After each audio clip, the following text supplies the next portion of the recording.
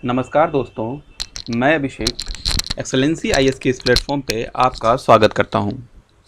दोस्तों, हम लोगों ने आज एक नई सीरीज की शुरुआत की है और ये सीरीज है बीपीएससी को लेकर, और जिसमें बिहार स्पेशल का ये पूरा सीरीज चलेगा। और हम देखेंगे कि जो बिहार में जो आगामी एग्ज़ाम्स होने वाले हैं, जिसमें बिहार शिक्षक भर्ती और बीपीएससी, तो इन सारे एग्ज़ाम को फोकस में करते हुए हमने ये सीरीज को आज शुरुआत करने जा रहे हैं। दोस्तों, मैं बताता चलूँ कि जो बिहार में जो एग्ज़ाम्स होते हैं उसमें बिहार स्पेशल जो बिहार राज्य के क्वेश्चंस आते हैं उसमें एक अच्छा खासा वेटेज देखने को मिलता है डिफरेंट एग्ज़ाम्स में। लेकिन हमारा फोकस यहाँ पर बीपीएससी को हम फोकस में लेके चल रहे हैं, और जिसमें हम देखेंगे कि जो आगामी एग्ज़ाम्स होने वाले हैं, जो शेड्यूल्ड ऑलरेडी हो चुके हैं, जो पहले तो मैं बात करूँगा जो 30 सितंबर को 69th बीपीएससी होने वाला है। तो मैं बताता चलूँ कि जो बीपीएससी जो पेपर्स कंडक्ट करवाती हैं, तो उसमें बिहार स्पेशल को लेकर एक अच्छा खासा वेटेज देखने को मिलता है। जैसे 20 से 25 क्वेश्चंस आप उसके पीटी एग्ज़ाम्स में देखने को मिल जाता है। साथ ही अगर मैं हिस्ट्री की बात करूं तो हिस्ट्री का एक अच्छा खासा वेटेज देखने को मिलेगा आपको। तो उसी के मद्देनज़र ये पूरे सीरीज़ की शुरुआत की जा रही है, और आज इसका ये पहला लेक्चर है। मैं आपको बताता चलूँ कि इस सीरीज़ में history, geography, art and culture, इन सब चीज़ों पर ज़्यादा फोकस होगा, क्योंकि इन एरिया से बीपीएससी ज़्यादा क्वेश्चंस पूछती है। तो आज हम पहला लेक्चर की शुरुआत करने जा रहे हैं, जो कि एंशिएंट हिस्ट्री का होगा। और एंशिएंट हिस्ट्री का वेटेज अगर मैं बात करूं तो आप देखेंगे कि 4 से 5 क्वेश्चन बिल्कुल देखने को मिल जाता है। और एंशिएंट हिस्ट्री पढ़ना बहुत ज़रूरी है, क्योंकि आप देखेंगे जो बिहार का एंशिएंट हिस्ट्री है और नेशनल हिस्ट्री है, तो उसमें काफ़ी ज़्यादा आपको सिमिलरिटी देखने को मिलेगी। तो दोस्तों, शुरुआत करते हैं पहला लेक्चर का। Let's begin. तो सबसे पहले हम बात करते हैं कि हिस्ट्री जो वर्ड है ये कहाँ से डिराइव्ड हुआ है। तो हिस्ट्री जो वर्ड डिराइव्ड हुआ है वो एक ग्रीक वर्ड है, हिस्टोरिया, वहाँ से इसको डिराइव किया गया है। और हिस्टोरिया का जो मतलब होता है वो इंक्वायरी होता है। ठीक है। अब हम बात करते हैं कि हिस्ट्री का जो डिवीज़न हुआ है कि कितने पार्ट्स में उसको बांट के हमें पढ़ना है। तो हम सबसे पहले देखते हैं कि उसको 3 पार्ट्स में डिवाइड किया गया है। पहला जो है वो प्री हिस्ट्री है, दूसरा प्रोटो हिस्ट्री है, और तीसरा हिस्ट्री है। तो इसका विभाजन कैसे किया गया है? तो इसका विभाजन बेसिकली एविडेंस अर्थात साक्ष्य के माध्यम से किया गया है। तो अगर मैं हिंदी मीडियम की बात करूँ तो प्री हिस्ट्री को हम प्राग ऐतिहासिक काल कहेंगे, प्रोटो हिस्ट्री को आदि ऐतिहासिक काल, और हिस्ट्री को ऐतिहासिक काल कहेंगे। तो जो प्री हिस्ट्री वाला पीरियड है उसमें हम देखते हैं कि कोई भी रिटेन एविडेंस हमें नहीं मिलता है, जबकि प्रोटो हिस्ट्री में यहाँ रिटेन एविडेंस तो है, लेकिन इसको डिकोड नहीं किया गया है। रिटेन एविडेंस मतलब लिखित साक्ष्य यहाँ पे मौजूद हैं, लेकिन अभी तक इसको डिकोड नहीं किया, पढ़ा नहीं जा सका है। जबकि हिस्ट्री वाले सेक्शन में हम देखेंगे हमारे पास रिटेन एविडेंस हैं। तो ये जो प्री हिस्ट्री वाला पार्ट है वो हम कब देखते हैं? तो हम देखते हैं बेसिकली ये इंडस सिविलाइजेशन के पहले वाला काल है। इसके बाद इंडस सिविलाइजेशन में हम देखते हैं कि हमें रिटेन एविडेंस तो देखने को मिलते हैं, लेकिन अभी तक दोस्तों वो डिकोड नहीं हो पाया है। उसके बाद जब हम वैदिक पीरियड में इंटर करते हैं तो हम देखते हैं वहाँ पे हमारे पास लिखित प्रमाण है, साक्ष्य हैं, जिसको पढ़ा जा सकता है, समझा जा सकता है। इसीलिए हम उसको हिस्ट्री वाले पार्ट में देखते हैं। आगे हम बात करते हैं प्री हिस्ट्री की बात करते हैं। जो फर्दर डिवीजन है प्री हिस्ट्री का, उसको 3 पार्ट्स में डिवाइड किया गया है। पहला जो है वो पैलियोलिथिक एज है, जिसको पूरा पाषाण काल कहते हैं। दूसरा मेसोलिथिक एज है, जिसको मध्य पाषाण काल कहेंगे। और तीसरा नियोलिथिक एज है, जिसको नव पाषाण काल कहेंगे। दोस्तों, इसका टाइम पीरियड क्या है? तो पैलियोलिथिक का जो टाइम पीरियड है वो है 5 लाख बीसी से लेकर 10,000 बीसी तक, जबकि मेसोलिथिक का 10,000 से 6,000 बीसी तक है, और नियोलिथिक का 6,000 से 3,000 बीसी तक है। दोस्तों, हो सकता है कि अलग अलग बुक्स में आपको थोड़ा बहुत चेंजेस इसमें दिख सकता है। 10,000 की जगह आपको 9,000 दिख सकता है, यहाँ पे 6,000 की जगह 7,000 दिख सकता है, लेकिन मोटा मोटी जो एक टाइम पीरियड है वो इसी के आसपास घूमता है। ठीक है। तो आगे हम बात करते हैं प्रोटो हिस्ट्री को, तो उसमें हम पढ़ेंगे Indus civilisation, Indus valley civilisation और चैल्कोलिथिक एज। इसके बाद फिर आयरन पीरियड भी आ जाता है, आयरन एज भी आ जाता है। तो बेसिकली ये जो प्रोटो हिस्ट्री है, तो इसमें अगर हम बिहार स्पेशल की बात करें तो वहाँ पे बहुत कम साक्ष्य मिलते हैं, क्योंकि हमें पता है कि जो बिहार तक ये सिविलाइजेशन पहुंच ही नहीं पाया था, तो वहाँ कोई खास प्रमाण नहीं मिल पाता है।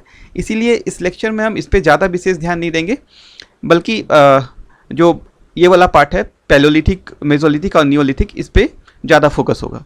तो हम बात करते हैं पैलोलिथिक एज की।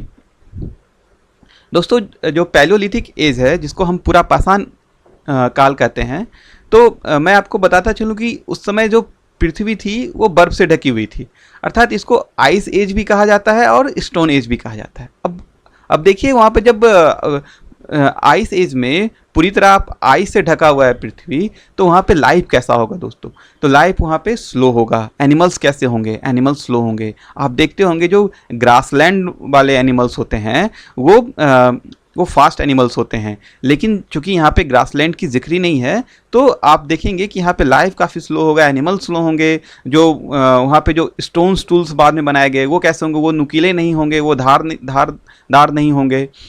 और जो लोग होंगे वो कैसे होंगे? हंटर्स और गैदरर्स होंगे, यानी ये शिकार करेंगे। गैदरर मतलब संग्रह करेंगे चीज़ों का।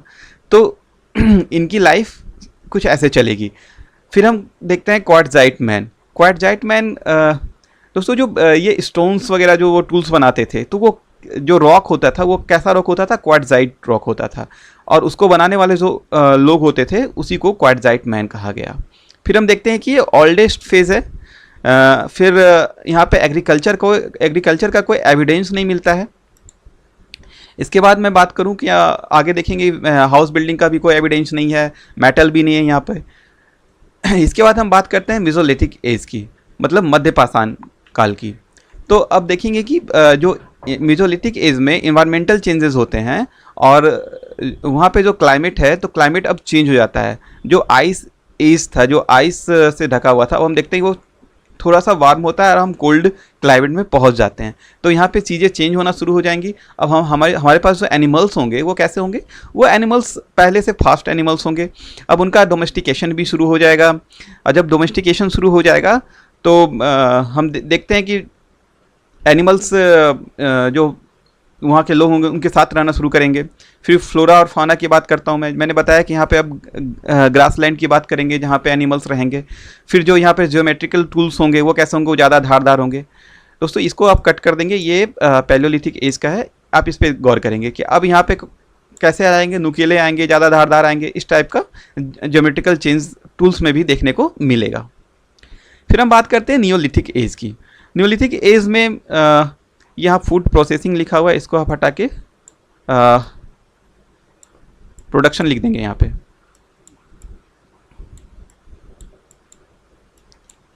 प्रोडक्शन लिख देंगे, फूड प्रोडक्शन। यहाँ पे अब क्या होता है कि नियोलिथिक एज में चूंकि एग्रीकल्चर का प्रमाण यहाँ पे मिलता है, तो जब एग्रीकल्चर होगा तो फूड प्रोडक्शन यहाँ पे देखने को मिलेगा। इसके अलावा हम यहाँ पे यूज़ ऑफ फायर देखते हैं, ठीक है। इसके अलावा मनुष्य यहाँ पे जब फायर है, एग्रीकल्चर है, तो यहाँ पे सेल्फ सफिशिएंट हो जा रहा है। इसके बाद जो विलेज सेटलमेंट का कॉन्सेप्ट आता है वहीं से शुरू होता है। क्यों? क्योंकि जब आप एग्रीकल्चर कर रहे हैं तो आप उसके आसपास ही अपना घर बनाएंगे, और घर बना के चूँकि रहेंगे तो एक समूह की तरह वहाँ पे घर बन जाएगा, और वही एक विलेज का रूप ले लेता है। तो इसीलिए यहाँ पे विलेज सेटलमेंट का भी प्रमाण देखने को मिलता है। फिर हम बात करते हैं चैल्कोलिथिक एज, जिसको हम ताम्रपाषाण काल भी कहते हैं। तो यहाँ पे कॉपर स्टोन एज इसको कहा जाता है। तो यहाँ पे चूँकि नाम ही आप देख रहे हैं कॉपर, तो कॉपर का एविडेंस यहाँ पे दिखेगा, first time use of copper. अब यहाँ पे ये जो कॉपर है, तो हम देखते हैं कि use of metal alloys and stone tools. तो यहाँ पे जो स्टोन टूल्स होंगे वहाँ पे अब और चेंजेस देखने को मिलेंगे, मेटल्स का यूज़ होना शुरू हो जाएगा। और ये जो चैल्कोलिथिक एज है वो किसके कंटेम्प्रेरी है? तो हड़प्पा के कंटेम्प्रेरी है। अब हम बात करेंगे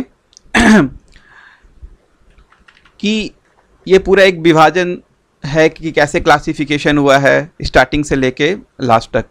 तो सबसे पहले हमने देखा कि 5 लाख BC से लेकर 10 के BC तक हमने देखा, पैलोलिथिक एज को देखा, उसके बाद मेजोलिथिक को देखा, फिर नियोलिथिक को देखा। इसके बाद फिर हम यहाँ पे देखते हैं इंडस वैली सिविलाइजेशन को देखते हैं, फिर वैदिक एज आ जाता है, देन लेटर वैदिक एज आ जाएगा, देन उसके बाद फिर हम मौर्य को पढ़ेंगे, फिर गुप्ता को पढ़ेंगे। गुप्ता तक आते आते हम AD में इंटर कर जाएंगे। तो ये पूरा एक क्लासिफिकेशन दिया गया हुआ है, एक पूरा क्रॉनिकल क्लासिफिकेशन है, उसको आप देख लेंगे। अब हम बात करते हैं नियोलिथिक एज। अब ये देखिए, ये नियोलिथिक जो है, अब इसमें हम देखेंगे कि और क्या प्रमाण मिलते हैं, और इससे आगे रिलेटेड हम देखेंगे कि बिहार में जो नियोलिथिक पीरियड के जो प्रमाण मिलते हैं उसके बारे में फर्दर आगे पढ़ते हैं। तो इसमें हम देखते हैं कि फार्मिंग, हमने बताया आपको कि यहाँ पे फार्मिंग होना शुरू हो गया था, एग्रीकल्चर का एविडेंस मिलता है। तो एग्रीकल्चर होगा, फार्मिंग होगा, सेटल लाइफ होगा। तो सबसे पहले यहाँ पे कौन सा किस वीट और बार्ले की बात करते हैं, तो सबसे पहले यहाँ पे हम देखते हैं कि फसल के तौर पे वीट और बार्ले का उत्पादन किया गया। ये वाला जो वीट और बार्ले है, ये इसका उत्पादन कहाँ पे होता है, तो ये मैं आपको बता दो चलूँ कि ये आपको पाकिस्तान वाले पार्ट में इसका प्रोडक्शन सबसे पहले देखने को मिलता है। इसके बाद जो साइट्स मिले हैं, तो उसमें पेयमपल्ली, मयूरभंज उड़ीसा में है। उसके बाद फिर वेलन स्ट्रीम देखते हैं नियर इलाहाबाद, एंड एविडेंस देखते हैं यहाँ पे राइस का मिलता है इलाहाबाद के नज़दीक। कौन सा जगह है, जगह का नाम है कौल्डिवा। और उटनूर एक जगह है जो तेलंगाना में है। तो ये सारे साइट्स जो हैं ये नियोलिथिक एज के हैं। तो यहाँ पे थोड़ा सा आप देखेंगे कि एविडेंस ऑफ राइस जो है वो कौल्डिवा, वो कहाँ पे है, नियर इलाहाबाद। जबकि जो वीट और बार्ले है वो कहाँ पे हुआ है, तो वो आप देखेंगे कि ये जो सिंधु घाटी सभ्यता, इंडस वैली सिविलाइजेशन, उसका पार्ट है, वहाँ पे जो इसके प्रमाण मिलते हैं। ठीक है, फर्दर हम देखते हैं कि बिहार, अब हम बिहार के बारे में देखते हैं कि बिहार में कहाँ कहाँ इसके साक्ष्य मिलते हैं। तो सबसे इम्पॉर्टेंट यहाँ पे जो है वो है चिरांद और चेचर। इस पे आपका खासा ध्यान होना चाहिए, क्योंकि ये सबसे बड़ा प्रमाण है बिहार में। और चिरांद कहाँ पे है, तो चिरांद जो है वो सारण जिला है बिहार का। छपरा है उसकी मुख्यालय है छपरा, वहाँ पे ये जगह है। फिर चेचर जो है वैशाली में है, मनेर पटना में है, सैदपुर दरभंगा, ताराडी गया, सेनवार यहाँ पटना हटा देंगे, यहाँ पे रोहतास लिख देंगे।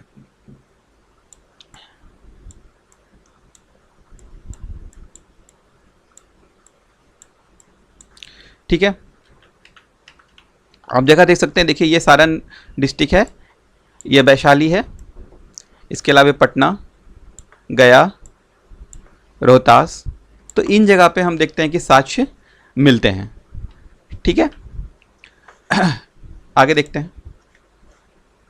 तो चिरांद का जो प्रमाण है, तो ये कहाँ पे मिलता है, तो हम देखेंगे कि एक W हंटर, इनकी बुक आती है 1871 में, गैजेटियर ऑफ इंडिया। सबसे पहले यहाँ पे चिरांद को मेंशन किया गया है। W Hunter mentioned in his book in 1871। तो first evidence of neolithic Chirand में मिलता है। साथ में ये क्या है, second largest evidence of artefacts. पहला कौन सा है, तो पहला जम्मू कश्मीर है, और सेकेंड हम क्या देखते हैं, second largest evidence of artefacts है चिरांद। इसके अलावा क्या क्या मिलता है, तो एंटलर बोन है। कुषाण पीरियड में यहीं पे 82 कॉइन्स मिलते हैं जो कि सिल्वर के हैं। ठीक है, इसके अलावा 5 बर्न्ड ब्रिक्स हाउस मिलते हैं। आंटीचक विलेज है जो कहाँ पे है, भागलपुर में है। तो ये नियोलिथिक के प्रमाण यहाँ पे मिलते हैं। इसके अलावा रिमेन्स ऑफ विक्रमशिला महाविद्यालय धर्मपाल ने विक्रमशिला विश्वविद्यालय की स्थापना करवाई थी। तो ये नियोलिथिक के जो और अलग अलग जो प्रमाण मिलते हैं वो इन जगहों पे आपको देखने को मिलेगा। फिर हम बात करते हैं कुम्हरार पटना। आप चूँकि पटना में अगर होंगे तो आप कुम्हरार को अच्छी तरीके से जानते होंगे। तो यहाँ पे एक पैलेस है अशोका का जो कि 80 पिलर हॉल का है, 80 पिलर हॉल है। तो ये आप मान के चले कि उस समय जो ये बनाया गया था तो वो लकड़ी का बना हुआ है और काफ़ी भव्य इसे बनाया गया था। तो मौर्य पीरियड का एक वन ऑफ द, अगर आप कहें कि जो उसका आर्ट एंड कल्चर आप जब पढ़ेंगे तो उसमें इस चीज़ को शामिल किया गया है। तो ये पैलेस काफ़ी इम्पोर्टेंस रखता है हिस्ट्री में। और इसका जिक्र किसने करा है, तो ये इतिहासकार हैं स्पूनर, अल्टेकर और मिश्रा, ये इसका प्रमाण देते हैं। फिर हम वैशाली में देखते हैं, तो वैशाली में क्या मिल रहा है, तो mud house that contain the corporeal ashes of Gautam Buddha. जो गौतम बुद्धा है उनका जो कॉर्पोरल एसेस है वो यहाँ पे रखा गया है, तो वो उसका प्रमाण हमें यहाँ मिलता है। फिर हम राजगीर की बात करें तो जीविका विहार है। जीवक कौन है, तो जीवक एक फिजिशियन रहे हैं, जिसको हम आगे फर्दर लेक्चर में देखेंगे। इसके बाद हम बात करते हैं पैलियोलिथिक। तो चूँकि सबसे ज़्यादा इम्पोर्टेंस जो है बिहार में वो नियोलिथिक एज का ही है, इसलिए हमने इसको पहले पढ़ा दिया। इसके बाद हम पैलियोलिथिक एज में देखते हैं, तो नालंदा और मुंगेर में कुछ प्रमाण हमें देखने को मिलता है, और कहीं कहीं पे और भी देखेंगे आप, गया वगैरह में थोड़ा और देखने को मिलता है। इसके अलावा मेसोलिथिक का जो एविडेंस है वो भी आपको मुंगेर में देखने को मिलेगा। जगह कौन सी है, वो पैसरा एक जगह है, वहाँ पे आपको इसके एविडेंस देखने को मिलेंगे। फिर हम चैल्कोलिथिक एज की बात करते हैं, तो वहाँ पे आप देखेंगे कि चिरांद, अगेन चिरांद में ही मिलता है। चेचर, वैशाली, चंपा, भागलपुर। चंपा जो है भागलपुर का पुराना आप नाम कह सकते हैं, सॉरी अंग जो प्रदेश था, अंग जनपद हम आगे पढ़ेंगे, महाजनपद जब हम पढ़ेंगे, तो उसकी राजधानी चंपा हुआ करती थी। गया, ताराडी गया में है, वहाँ पे भी ये प्रमाण मिलते हैं। आप नियोलिथिक में देखा होगा कि आपने वहाँ पे भी इसके प्रमाण गया में भी मिले थे। अब हम prehistory rock painting have been discovered from Kaimur, Nawada और जमुई। तो आप जो प्री हिस्ट्री की जो रॉक पेंटिंग है वहाँ बिहार में कहाँ कहाँ मिलते हैं, तो कैमूर में मिलता है, नवादा में मिलता है और जमुई रीजन में मिलता है। आप इसको देख लेंगे। आगे हम बात करते हैं कि different names of Bihar in ancient time. तो बिहार का जो नाम पड़ा है वो ये विहार सबसे पड़ा है। तो विहार का मतलब क्या होता है, तो बिहार का मतलब जो था हिस्ट्री में जहाँ से ये ओरिजिनेट हुआ है कि which means resting house of Buddhist Monks during ancient times. जहाँ पे जो बुद्धिस्ट मॉन्क्स हुआ करते थे वो जहाँ पे उनका जो रेस्टिंग हाउस हुआ करता था, जहाँ पे वो विश्राम करते थे, तो उसी को विहार कहा गया, और इसी विहार से फर्दर बिहार ओरिजिनेट हुआ। ठीक है। तो ऋग्वेद में हम देखते हैं कि बिहार को कीकट प्रदेश कहा गया है। ऋग्वेद में इसका जिक्र हुआ है, बिहार को क्या कहा गया है, कीकट प्रदेश कहा गया। और यहाँ जो लोग रहते हैं, इस रीजन में जो लोग रहते थे उनको बरात्य कहा गया। बरहा पुराण में हम देखेंगे कि कीकट को एक इन ऑस्पिशियस प्लेस कहा गया, अपवित्र स्थान कहा गया, जबकि गया, पुनपुन और राजगीर को ऑस्पिशियस प्लेस के तौर पे देखा जाता है। तो गया का इंपॉर्टेंस आपको देखने को मिल रहा होगा, राजगीर को देखने को मिल रहा होगा। इसके अलावा अथर्ववेद की अगर बात करूं तो अथर्ववेद में भी इसको बरात्य प्रदेश ही कहा गया है, और वायु पुराण में जो गया है, गया को असुर का राज कहा गया है।